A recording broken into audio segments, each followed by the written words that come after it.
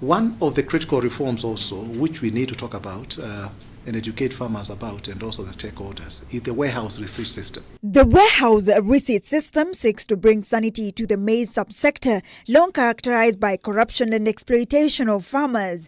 According to National Cereals and Produce Board Managing Director Joseph Kimote, the system will give farmers an option to sell maize when prices are favorable, instead of selling at a throwaway price, as has been the norm. We are looking forward to buying the grains from the farmers using the warehouse receipt system approach, whereby the farmers will bring the grains to the National Cereals and Produce Board, and we shall warehouse the maize or the grains for them at a fee, and also we shall ensure that indeed the grains are well fumigated and taken care of. According to Kimote, the warehouse receipt system is a process where farmers or growers deposit their produce in certified warehouses and are issued with a receipt as proof of ownership. That way we are going to guarantee reduction of post-harvest losses to the farmers, and also give the farmers a competitive price, because the farmers will offload the products to the market as and when the price improves.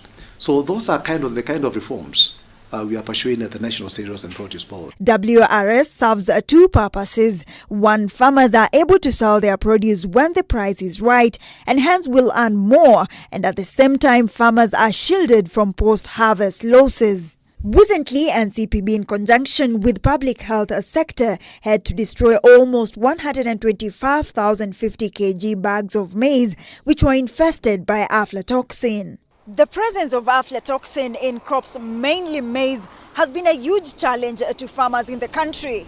With this, NCPB plans to increase promotion campaigns of Aflasafe during the upcoming short rains as farmers prepare to plant their crop. Mediamax is set to play a key role in this. Earlier today, Mediamax Chief Executive Officer Ken Ngaruiya held a meeting with the NCPB boss to deliberate on how to reach out to farmers across the country. Mediamax will work with your team to ensure that the communication gets to the team or to farmers on the ground across the country through our vernacular stations, through our national stations, both TV, radio, and also on the national newspaper. We are pleased that for the first time we are visiting the National Cereals and Produce Board to discuss the value chain that will also benefit all farmers, both especially the small-scale farmers across the country. We are looking forward to communicating these reforms continuously to the members of the public and also the stakeholders.